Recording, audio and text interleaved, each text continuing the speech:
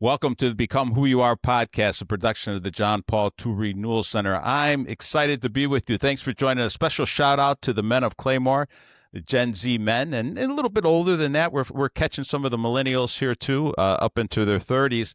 It's really something. It's exciting to work with you guys. We got a big leadership group bringing this across parishes all over the country. And despite growing up in a very twisted, distorted, and toxic culture, lied about the very basics, marriage, the family, what authentic love is, the meaning of sex and sexuality, all those things. And you guys are waking up, though, and saying, hey, there's got to be something more. Unfortunately, as we know, the women are not coming along. And this is a bell curve, of course. You know, we're meeting some wonderful women, but they're not coming along as quickly. So I read this great book called, the name of it is Made Good, Overcoming the Lies to Keep Women at War with Their Bodies.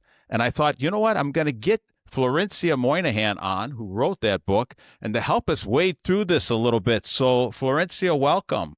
Thank you for having me, Jack. I'm so excited. Well, you hit a lot of things in here. You bring a holistic view to this, which is very, very important today. You call yourself the Catholic nutritionist. You're a nutritional therapy practitioner, a FEMM instructor, that's FEMM, and women's health advocate. You're the host of the Made Good podcast. You run a thriving practice dedicated to helping women heal through faith, bio-individual care, and the integration of body and soul. This is just so important. It's so beautiful. Thank you for having me. I think it's interesting. Can I ask you, you said it feels like the women are a little bit behind. Yes. Compared to what you're seeing with the Gen Z men. Can you tell me a little bit more about what you're seeing? It's just harder to break through. I think in general, right, for men, we're made a little different. And, you know, despite the culture saying that, you know, we're all exactly the same, men tend to look at this again. This is a bell curve. There's plenty of overlap. And so I don't want to generalize too much here because we're meeting some incredible young women that are getting this for sure. But in general, men are more analytical. You know, you see the engineers, et cetera. So they see a problem and they're stepping back. They don't know what it is. Florencia, it's a great question, but they're stepping back and saying, there's got to be something more. You know, this toxic culture is not enough for us. With the women, they get involved more emotionally with this, and it's about their feelings. You mentioned the feminine genius from John Paul II's work, Mulieris Dignitatis, the dignity of women, and he talks about the feminine genius. They're radically relational. And so they want to be more compassionate, you know, without seeking the truth of things sometimes. They want to be consensus builders. They want to bring it all together, kind of kumbaya-ish, you know. I mean, my wife is wonderful connection between my kids and the grandkids and friends, et cetera, where I'll just step back. And the last thing I'll say to you is, you know, if she talks to me about a problem, right away I want to solve it. Like, okay, what's the truth of things? You know, how should I solve it? How best can I hit this? And a lot of times she just doesn't want it to be solved, you know, and it takes longer to get them to come out of this. And I think they've been inundated with this toxic culture. It's not their fault. It's not these men's fault. I mean, they've been lied to, Florencia, told that they can just go on a pill to fix everything. I remember my youngest daughter had some bleeding issues and stuff when she was, you know, a teen. And right away they want to just put her on the pill. And we know that you're just masking the symptoms, you know. And so they've been indoctrinated, and it's very hard. I have two girls and a boy, and those girls are much harder to. Honey, just can you look at this realistically? Dad, forget about, you know, blah blah blah. So I hope that helped answer it a little bit. One thing that I think I've always noticed too is that you just said men are very strategic, and that is very true. You guys are very good at kind of zooming out. And one thing I'm going to do. Wait, hold that. I'm going to take this. I have a Trump hat up there, and I have it for these young guys. We were talking about Trump, and I'm going to take it down because I don't want people to look at you and saying, okay, she's a MAGA person and blah blah blah. So this was not Florencia. This was young guys. I was talking about Trump and some of the issues he was doing. So I threw that hat up there. So I am sorry. I usually take it down before the podcast. So I'm sorry I interrupted you. That was such a strategic thought to be looking around at your framing and everything. Yeah. But I think with men, There can be a certain ease with zooming out and seeing the battlefield, and I think what I've noticed with women is that they can be so in my husband was teaching me about the fog of war and that whole term that we use in wartime, but I think for so many women and why I wrote this book and why this topic is so important is because they actually don't seem to recognize often that it's an entire war, and they think it's a just them Yes. problem, which then keeps them from speaking up or getting Mm. help or recognizing that like, "Whoa, this is, like, way bigger than my food," or, "This is way bigger than what happens in my doctor's appointments. This is an all-out war against the feminine heart." Yes, I'm so glad you opened that up like that. That's exactly what this is. When we're talking to young people, and I have a talk coming up tonight, and we talk about that battlefield of the heart, and the twisting and distortion. Sister Lucia famously, visionary from Fatima, right? Famously wrote to Cardinal Caffarra, and John Paul II said the last great battle that's going to be between our Lord and Satan is going to be over marriage and the family. Well, the focus of that is the crown of all creation, which is the feminine heart, like you just said. And Satan just loves to get in there and twist and distort. And young men, unfortunately, haven't been taught, and sometimes they don't have the confidence right now to step up and protect those women's hearts. They grew up in a pornographic culture, and they're not always helping. One of the first things we do is say, guys, you just got to be patient. Stop looking at porn, first of all. Start looking at women not as body parts, as objects to use, but as these persons to really love, and just take your time and get to know her, get to unpack her, and you're going to find a lot of brokenness in there, unfortunately, and that's what we're finding. To their credit, though, I was just at the Sikh conference at the beginning of the year. I was in Oh, Columbus, awesome. which my entire universe is just women. So that's who I am with every single minute of every single day until I go to Sikh, and that's where I sometimes will have some conversation with young men. And the theme, my takeaway for this year was the Gen Z men coming and asking, "Okay, how do I help the woman that I love?" It Whoa. I happened just got so many goosebumps. I'm so times. glad you said that. Jack, I was shocked. I had men coming up at the book signing and buying it. Their girl wasn't even with them, buying the book for her, saying, "Hey, I went to your talk. I really think that this is going to help her." Or coming up with her and being like, "She's nervous, but she wants to talk to you." And I want to ask you, like, how do I help her? How do I best support her in this? It blew my mind. I've never seen anything like that. And just seeing them over and over and over coming up. And first of all, the tenderness of that masculine heart of wanting to protect and wanting to serve. And these were young men. I would say that these were like definitely still in college. And I was just so moved by that. But then also them seeing that they could have a role and they could have a role in helping her. Yes, and to be cognizant of what you just said of these young guys. I'm surprised when we meet Yeah. them, Yeah. and we meet a lot of them. And it doesn't take much for them to stand up and say, "Hey, this young girl is looking for some protection." You just got to have patience, because at the end, they've been hurt by a lot of people. They grew up in so many dysfunctional families, without fathers, say, all kinds of different things, right? Used and abused in this pornographic area, given over to radical feminist ideas that have come down to them that they think is normal. We've normalized the fall. And unfortunately, contraception has played a huge part in that. But I think it's really unjust, again, just to throw these poor young girls on the pill right away. Here's the last thing I'll say, coming back to our earlier opening. So many of the women we meet have taken love, the idea of love, and then reduce it down to an emotion, a feeling. And then the culture's further taken it down to sex, right? Reduce it down to sex. And they really think, Florencia, and again, bell curve, right? But they really think that if it feels good, then I can sexualize this, and I'll find love in that sexual act. I don't know how we got twisted and distorted this bad, but it's been coming down. Look, I grew up in the '60s, and it was already live and well then. I think it's just gotten worse. 100%. And it's just this I actually was interviewing a sex scientist a Hmm. few months ago. Dr. Joe Malone has amazing work. He originally started by working with college women, just teaching them health, but then he realized they would come to him and tell him all about the hookup culture. And he was like, well, I need to help teach them that that goes completely against their health too, and the why. But the reality that men and women are hardwired so differently, even in the way of sex, of women think that sex is going to earn them love, but the earlier you have sex with someone, the less he's going to love you. physiologically, the less of a connection he will have to you.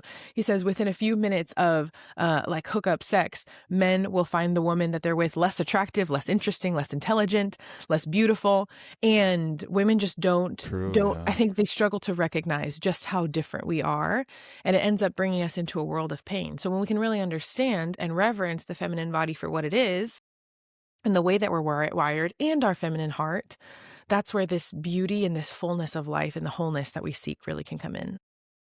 Well, you know about this from a personal journey. You want to can we delve into your personal journey a little bit? Tell us how you got here, Yeah, and yeah. because I mean all of this comes out in our experience of life, doesn't it? Yeah.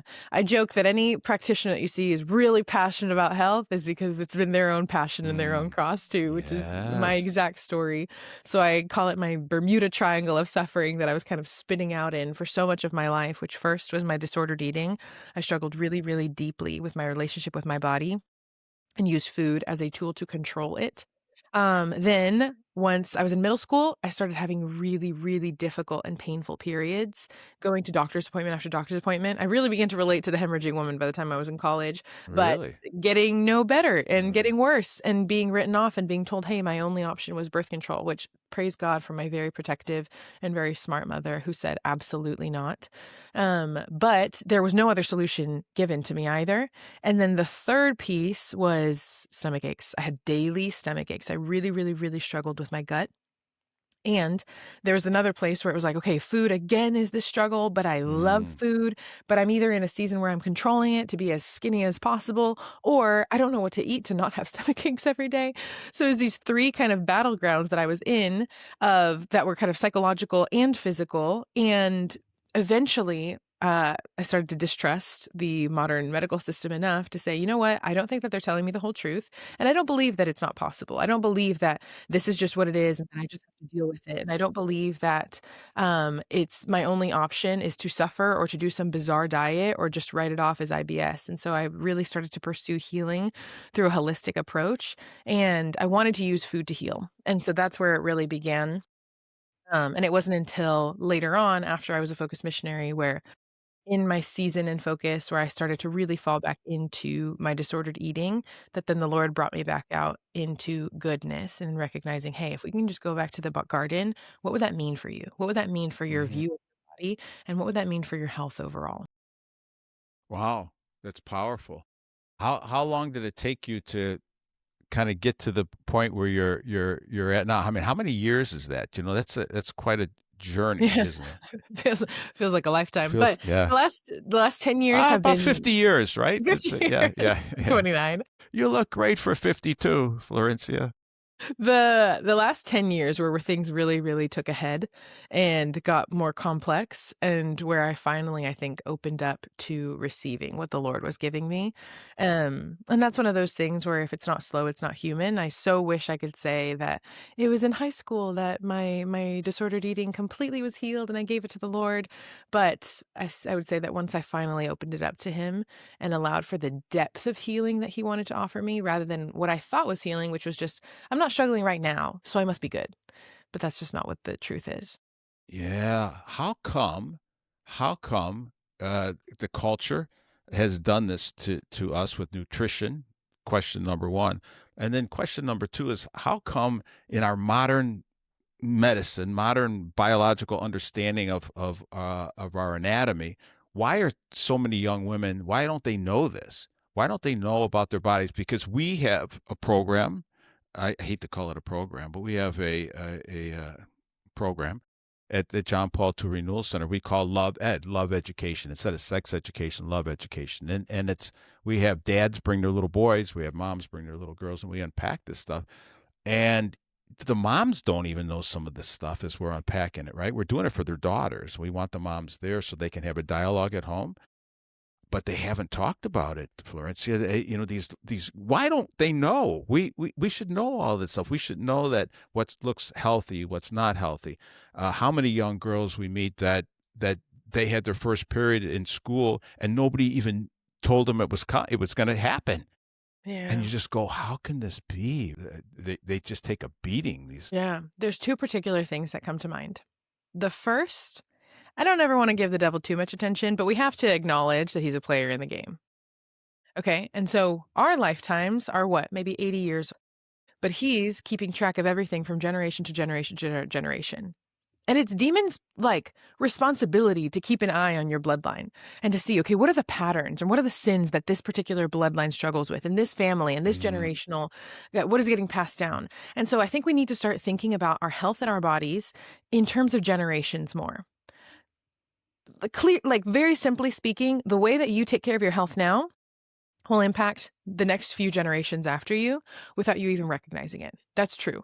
We know that the people who are grandchildren of people who lived through famines or through wars have different genetic expressions, right? That they might be actually more prone to being overweight or mm. underweight. Because Isn't that either the something? body learned, hey, we went through something really, really traumatic where there was not enough available. So their genes turned on to hold on to more fat, or it kind of in that famine learned to conserve energy, and then that body tends to be underweight. So we already know that our health can be written into our genes, and that Wow. can get passed down. Then we have to think about the spiritual aspect of there's so many women that I talk to that it's like, well, where did your issues with food come from? Well, my mother, I've watched my mother diet my entire life.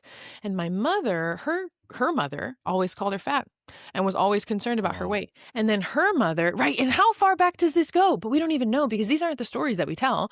This isn't like the journal that you keep for your family tree of saying, well, great, great, great, great, great Nana was the first one that started being really obsessive about her body. And then it's passed down ever since. We don't know that. We don't have these stories to Mm. tell. We can barely start to pick up on maybe 2 generations above us. But the evil one is keeping track of all of it. At the top of the show, you also mentioned something about the 60s and the sex and love movement and all that kind of thing. Yeah. And so think about my grandmother's generation was the one that was really pushed to use formula.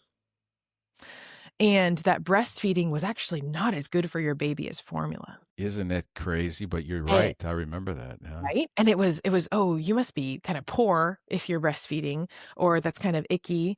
And it's not what's best for your baby. So then we also have the second part of the corporations that are making massive amounts of money Unbelievable. off of women not knowing and women having an incredibly trusting nature and wanting to And do what's best. and I'll just say that that's still coming down today. Yeah, I'm still 100%. meeting young women that are using formula, and I go, "Do you ever consider breastfeeding?" She goes, "Well, Yeah. this is better for them anyways." And I Yeah. go, "No, it's not." And so it's all very strategic. I do think it's spiritual, and I think a lot of it has money involved too. If you think about the birth control industry, so much of the pharmaceutical industry, there's so much money involved.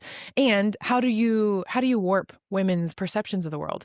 Well, you attack what they're fearful of or what they're most protective of. So when you think about women, they're thinking about their babies, right? If it's like, oh, if you give this baby this shot, or if you give them this, that's what's going to save them. So women are so fearful of it that they do that. Or, oh my gosh, if you feed them this formula, it's going to be way better for them than whatever your body makes. And so there's this constant warping of what your body does. Basically, ultimately, there's this root lie of, yeah, God kind of messed up.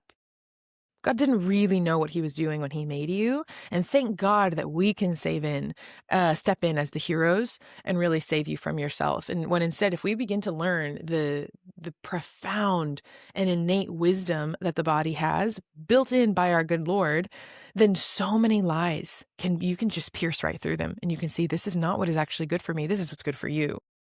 You know, if you said this, Florencia, what you just said 10 years ago, people would have thought, we're some crazy religious people. But I'll Yeah. tell you what, this from the Yeah. Sikh conference you just went. They're waking up.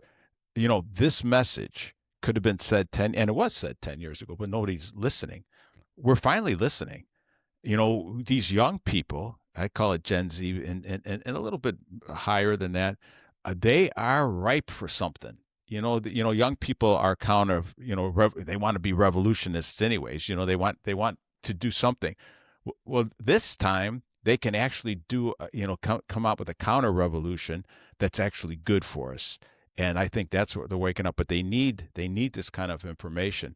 How should we you saw Robert Kennedy come in. I am so grateful for this, right? And just to think that there's somebody at the helm that's coming at the right time, I think, at the right place, at the right time, to say, hey guys, they've been poisoning us. The soil, the air, the water, and we all got to wake up to this thing. So how do you approach nutrition? You know, if some young woman's just tuning in today, or one of these young guys with his girlfriend is going to say, I tell you, listen to this podcast because I told you got to start eating better. How would you frame that for them? You know, where are they going to start and say, you know, wake up, guys. Yeah. It's true. It's really poison out there.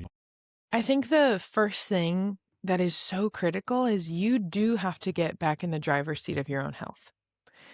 I Amen. remember during COVID, Mike Rowe, you know, the guy from Dirty Oh, yeah, Jobs, of Mike Rowe, course. I love Mike. his Yeah. podcast. He put out an episode, and I have not stopped thinking about it for the past 6 years. He put out an episode right when all the lockdowns were happening and no one knew what was going on. And he said, you know, we have one rule on the sets of Dirty Jobs, which is safety first, and that no one cares about your safety the way that you do. And that you have to take care of it. You can't be walking around expecting that everyone else is looking out for your safety. No, no, no. You need to be looking out for your own. And I Yes. think the same thing applies with our health. It is unfortunate, and you do have to find the right providers. And I'm not saying there's no one that you can trust. Obviously, this is what me and my team do. Like, we are asking people to trust us, and we have hundreds of clients that do trust us. But you do have to be wise as serpents, and you have to be looking around and thinking, I cannot give my trust to everyone blindly, especially within the last 6 years, I'll be honest, we have to be very, very cognizant of what is being spoken to you and that nobody cares about your health like you do. And so you do have to take agency again. You do Yeah, have to you do. understand at least the basics of how your body works and what it needs. When I think about women, I think about you have to know your cycle. This is one of the most basic things that you have, and it can be a source of great suffering and great confusion if you have no idea what's going on. So you cannot be constantly outsourcing every single thing about your health and just expecting someone else to show up and tell you everything. You have to learn it for yourself. This is why we teach our clients for themselves. Our goal is that you won't need us for the rest of your life, but that we can teach you everything. We can teach you how to fish now. So recognizing that you have to take agency again. And then when it comes to our food, the same thing. You cannot, I work with so many women that are in colleges, and they are required to eat from a meal plan. And that drives me crazy because then the college is requiring something and they're not even providing something that's optimal, or oftentimes it's so mediocre what they're offering them in these Yeah, they dining are. halls, thousands and thousands of students. You know, But you really, eating well, you do need yeah, some direction, right? So we hope they we can do. connect with you and have some direction. But Yeah. it's not brain surgery either. Once Yeah. you get it, once you start to understand good eating, good. But you're right. You know, here's one thing COVID did for these young people. It woke them up. You already alluded to this. It woke them up to the reality. There's a lot of spiritual warfare. That's greed, money, power, using you. When I tell these young guys, I said, man, they love manipulating you guys. They love bringing you on with these little screens, getting you to do whatever they want. And tell the women in your life that they've got them even worse. They've got them really twisted, and they'll get off the phone sometimes watching some minute video, mad, screaming, And I said, just calm down, know that there's an enemy out there. To your point, there Yeah. really is an enemy Yeah. that wants to destroy us. Isn't it beautiful that we can actually talk about this? I don't know if you saw Fernando. Yes. Did you Mendoza. see it? Mendoza. Yeah, thank you. So the quarterback from Indiana, they just won the championship. And he's just talking about his faith like it's just burbling out of him, and it is so beautiful to see that. Otherwise we live like cut flowers. And when I say cut flowers, we're disconnected from reality, from the truth. And the culture wants to just leave you and just use you and abuse you. So again, they got to learn about food. You have to be, you came into a story, Florencia, and you have to be the protagonist in the story. You have to say, no, Yeah. I'm the protagonist in my own story. I come from a bigger story. I want to understand that, and now I want to help myself and then help the people around me. Right. So nutrition. Are you happy with the new administration at least coming in? I mean, do you feel more confidence at least that they're trying to help us? Or I just, I wonder. I want to be. I okay, do want to be, but yes, I also feel like there's certain things that have already been compromised pretty darn quickly. Especially, I learned about RFK in 2020, and he taught me a ton about vaccines. And his organization had been so helpful for me understanding the reality of all that. is it health, Child Protection health? Network, Yeah, something like that. something like Child that. defense, I think. Yeah, Child yeah, defense, yeah. yeah. And then there are some things that have happened recently that I'm very disappointed because it feels like it goes against everything he used to say. Well, sometimes I think that there's pushback. Well, we better not get into that, but I Yeah, I think know. that You gotta you be can only careful. say so much sometimes. I think taking baby Yeah. steps. Yeah, I I hope just so too. know that he's trying to do something different. At least he'll talk about the evil Yeah. that we're seeing. But anyways, as far as food nutrition goes, how difficult is it, without getting into the weeds too much? How difficult is it if I'm new? I'm just watching you for the first time. I mean, is this a process that I can learn fairly quickly? Yes, I always tell people, "You are overcomplicating your nutrition." You are Thank you. making it, and then your brain is thinking it's this really complex thing, and we can't possibly do it, and it will have all of these reasons. It's like, "Well, I'm a mom though," or "I'm a student," or "I work by myself," or "I'm married." And that any circumstance that you're living in, it will make it the reason that you can't be healthy Mm, and that you can't have proper nutrition, when it really comes down to simplicity. I'm always so grateful. Of course, everyone comes from different starting points, and I do think that that's important to recognize that I grew up in a home where my mother made us every single meal. And she was very, very passionate about us eating simply and us eating whole foods, right? My mom is Argentinian. She's like, we grew up every single oh, night eating soup, salad, steak. She's like, that's it. We really, really simply at home. But I recognize that I have plenty of women that I work with that say, hey, I have never grown up in a home that eats home cooked meals. We only ever ate out. We only ever ate fast food. wow. What a I don't tragedy, even know, really. or the thought of stepping into the kitchen is actually really overwhelming for them, which is one of my biggest goals for this year is to make cooking simple for you. We already make nutrition simple for you. We want to make cooking too, because there's so many roadblocks and so many mental barriers that can keep you from it. But I do want to tell you, as someone whose entire life is functional nutrition, it is way simpler than you recognize when you have proper understanding of how your body works and what it needs, and when you have proper strategy. Because the thing that's most frustrating is saying, hey, Jack, I need you to drive to Mishawaka, Indiana. Just get in your car and figure it out. Versus if I say, hey, here's the step-by-step roadmap, I'm going to Yeah, give you yeah, a yeah. GPS system. All you have to do is keep your eye on the road and eyes on the signs, and you're going to get there.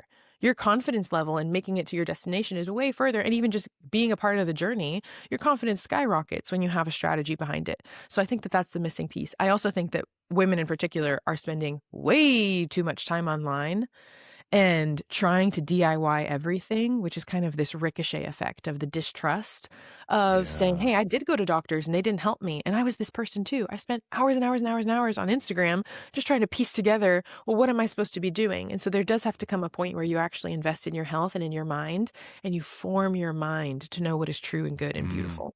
Well, what you do here in the book, which is so beautiful, is that you bring in the spiritual. So while they're learning the nutritional, the nutrition side of this, they're learning also the spiritual side, right? The silence, the prayer, just to get away from all this anxiety, depression, and all this stuff. So this is going to be good, right? They got some exercise going. You've got the nutrition going. Now, time's going to go fast here, Florencia. I want to talk about women's cycles because it's so important. And I don't know how much we can do here today, but we need to touch on this because they haven't learned, again, they haven't learned the truth. They put them on the pill. And can you just explain to young women that haven't heard this before, when they put you on the pill, they're not fixing the problem. They're masking symptoms in too many cases. You know what's crazy, Jack? Most of the women that I talk to that are on it know that. They But do. they just don't have another option. I say Catholic women Mm, in particular do well, generally okay. understand that the pill is not good for them. I can't tell you, last year in particular, I had so many girls coming and crying to me after my talk at Seek saying, Flo, I am on the pill. And either one, I feel like I'm a bad Catholic, even though I'm totally chaste, I promise. But this was the only option my dermatologist gave me. For This was the like only. acne or something like Uh-huh. that, or for other things. Uh-huh, which Yeah, I'm yeah, like, yeah. we work with girls with acne all the time, and there's so many good things that you can do for them, but they don't even give you the options. So you have to recognize that by the time someone gets to that point, their quality of life has been so deeply disrupted by their symptoms that that's where the desperation comes in, that they're willing to do something that they know isn't even going to help heal them. Okay. Right? Yeah. It's severe acne that makes it feel impossible going out and talking to people. Acne is incredibly personal and painful Yeah, it issue. is. Yeah, it is. Or debilitating periods that they are bleeding out for weeks of the month, or their pain is so bad that they pass out, or that they like literally can't get Mm. off the couch, or that they're taking, I had a client earlier this year that was taking 12 ibuprofen a day during her period. And I said, did nobody tell you that this is going to How hurt old your was she, liver? Florencia? How would you Mid say? 20s. mid-20s, and it had been years of that. Luckily, we got her back down. I think there were some days that she didn't need it, or she only started moving down to a couple. But there's women have to go out and live. They go to school, they work, or they Okay, have so children. when that happens, that's a great point. When that Yeah, happens, I'm going to take the pill because it's fixing these, it at least makes me feel better, right? So how about this now? Because what are they going to do then? Are there options? You know, yeah. what are the options for these Yeah. young girls that say, okay, I don't care if it masks my problems, I feel better, and I can live this way. But there has to be options then for them, right? Yeah.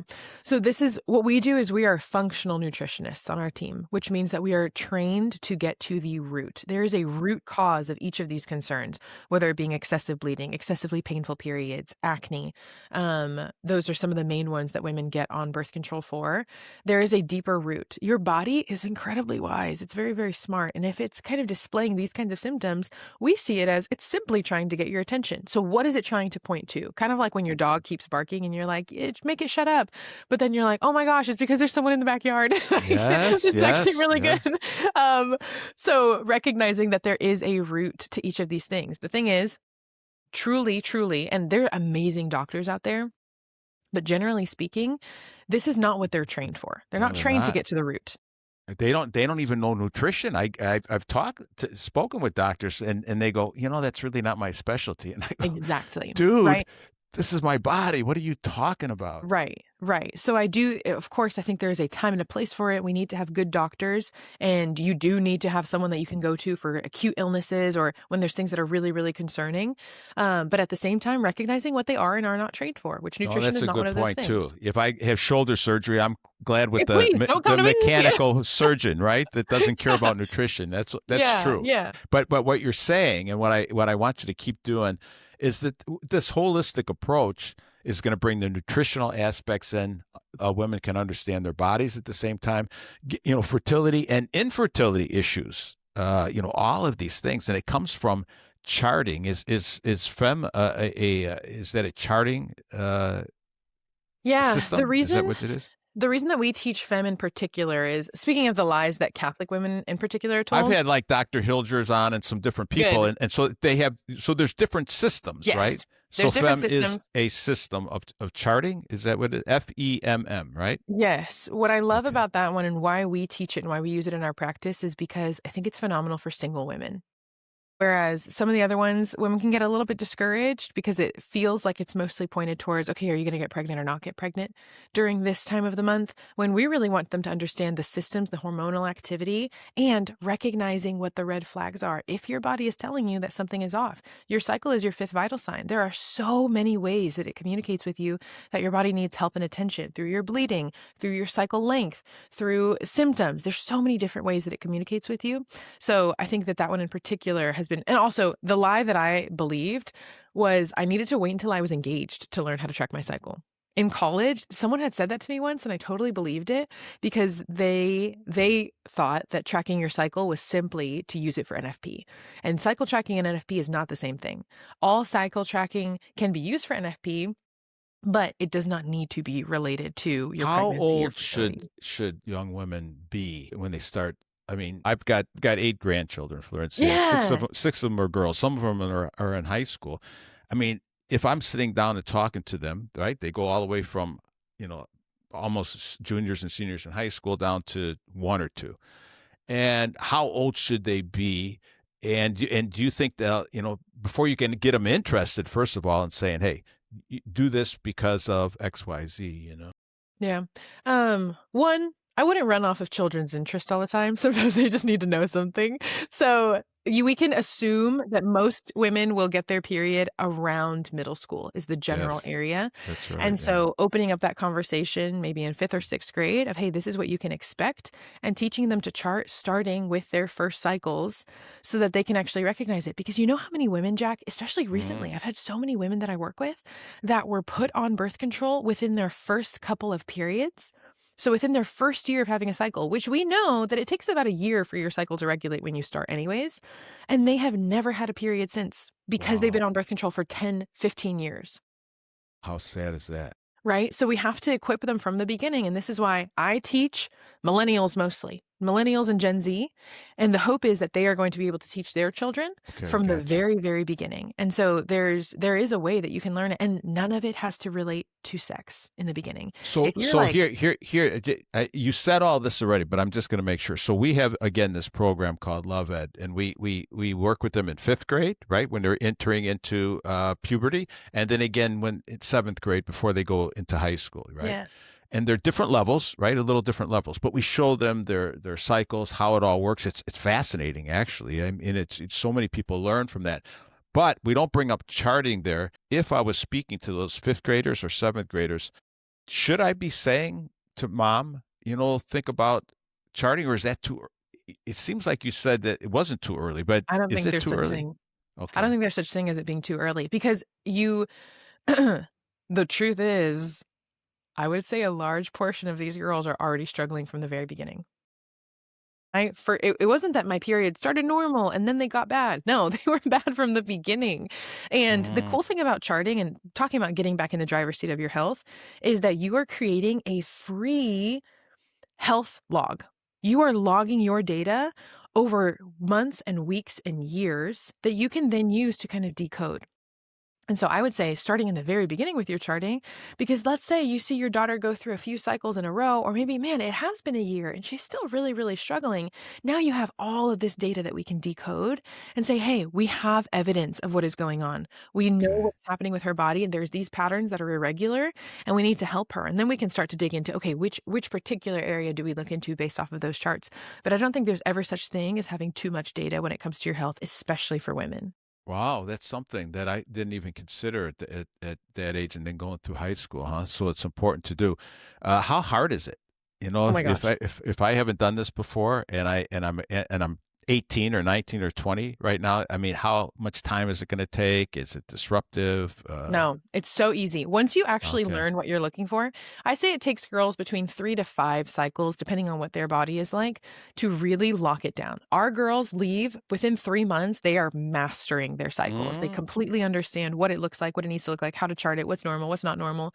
And then once you understand the principles and what it is that you're looking for, which is why we also partner with them to help decode it with them, because it's one thing to learn how to chart on your own. It's one thing to have an instructor.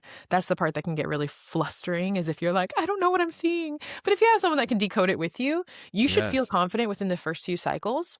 And And then, you help them decode this, yeah, right? yeah, Okay, you see. Okay, yeah. And so so so they're, then, they've got the whole picture here, yeah, right? I mean, they're 100%. okay, Yeah. okay. So then once you understand it, let's say you're past the 3 or 4 month mark, it will take you 90 seconds to 2 minutes a day.